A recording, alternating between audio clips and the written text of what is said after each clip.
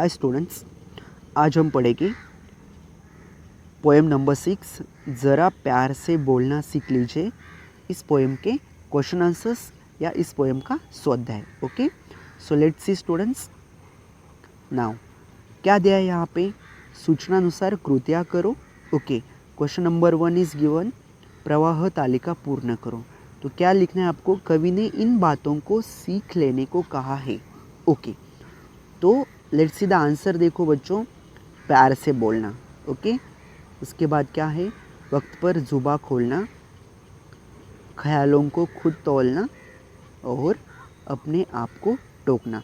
तो कवि ने इन बातों को सीख लेने को कहा है, तो आपको ये बातें सीखनी है। Okay, you can write answer this. Okay, next उत्तर लिखो। कांटे बोने वाले क्या होता है?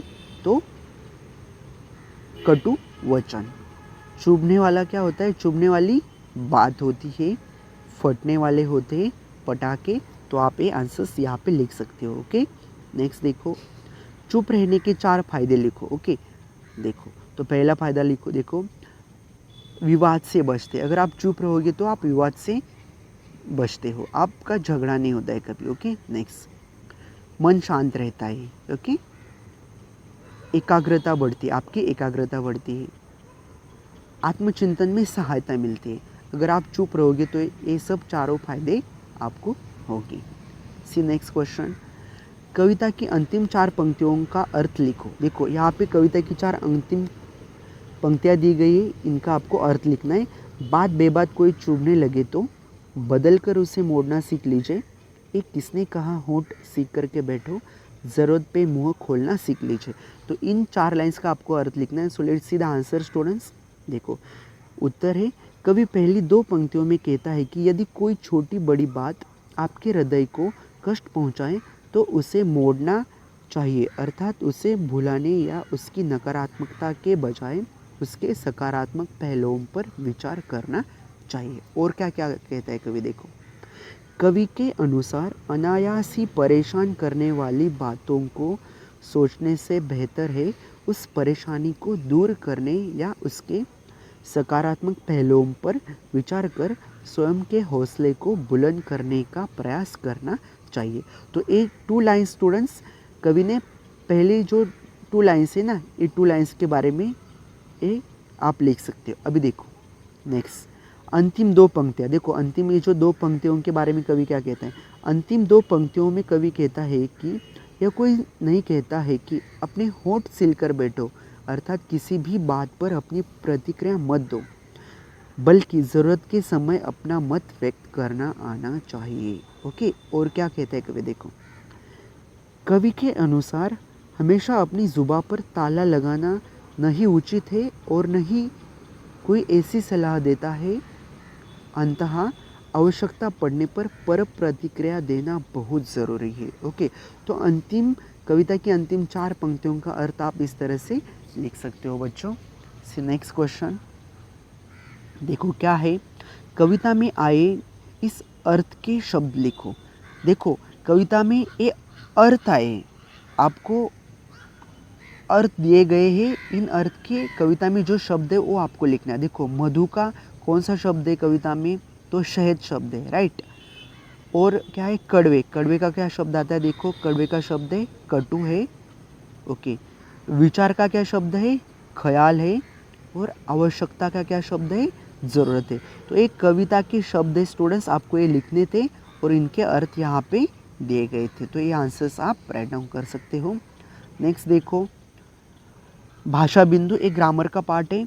उपसर्ग या प्रत्यय अलग करके मूल शब्द लिखो। तो आपको क्या करना है? जो उपसर्ग है या प्रत्यय है उनको अलग करके जो मूल शब्द है वो मूल शब्द लिखना है। तो देखो भारतीय का क्या आता है?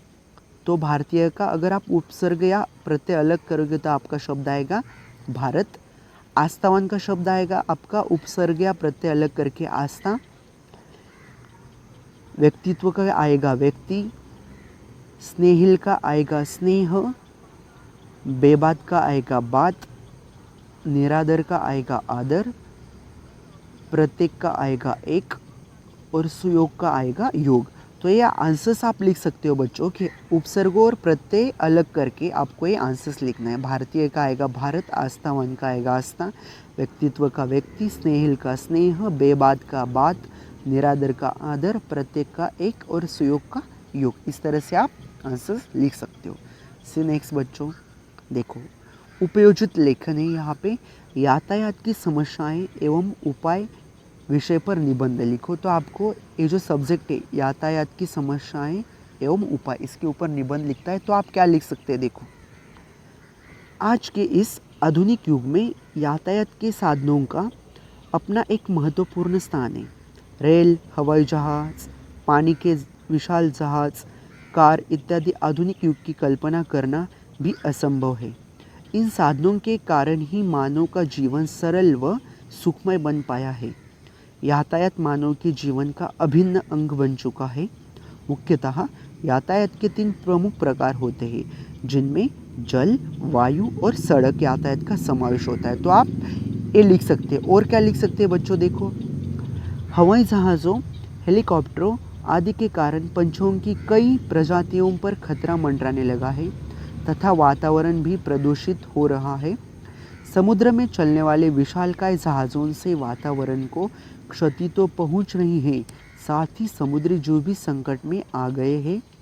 सड़क यातायात के साधनों की संख्या दिन दूनी रात चौगुनी रफ्तार से बढ़ रही है। इसके साथ ही सड़कों, हवाई अड्डों आदि के निर्माण के लिए जंगलों और पहाड़ों को काटा जा रहा है।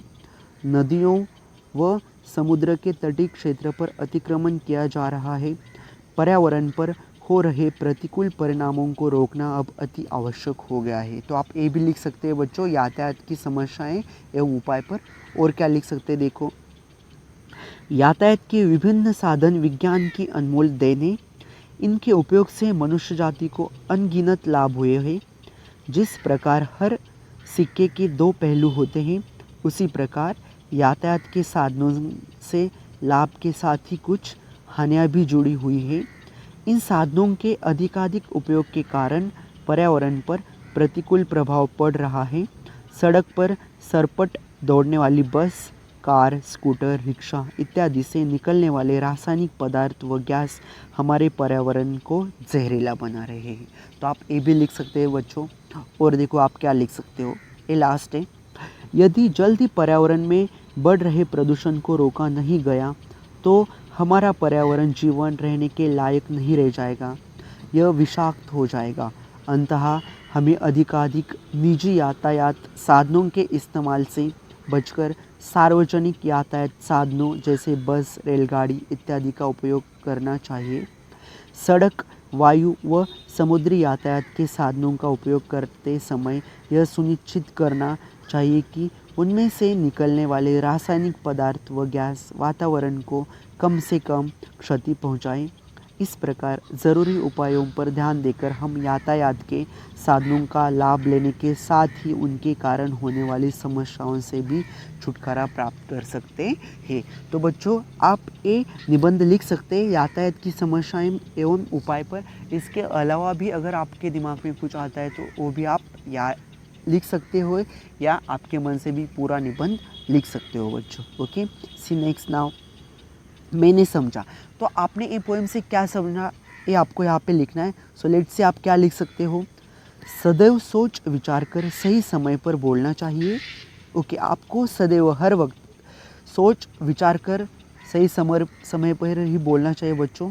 वाणी मीठी होनी चाहिए, आपकी वाणी मीठी मतलब आपको प्यार से बोलना चाहिए। वाणी पर नियंत्रण रखना चाहिए, मतलब आपको कुछ भी नहीं बोलना चाहिए, आप जो बोलते हो उसके ऊपर आपको नियंत्रण रखना चाहिए।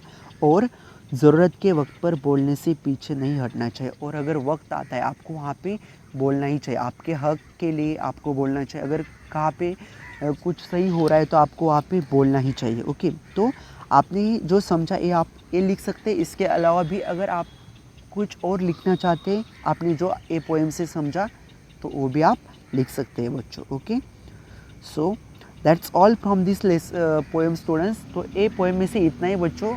यहाँ पे हमने ये जो स्वाध्याय देखा ये पोएम का या इसके क्वेश्चन आंसर्स देखे। अगर आपको ये वीडियो अच्छा लगा है बच्चों तो प्लीज़ इस वीडियो को लाइक कीजिए, कमेंट कीजिए, शेयर कीजिए और अगर आपने चैनल को सब्सक्राइब नहीं किया है तो प्लीज़ यूट्यूब चैनल को सब्सक्राइब कीजिए।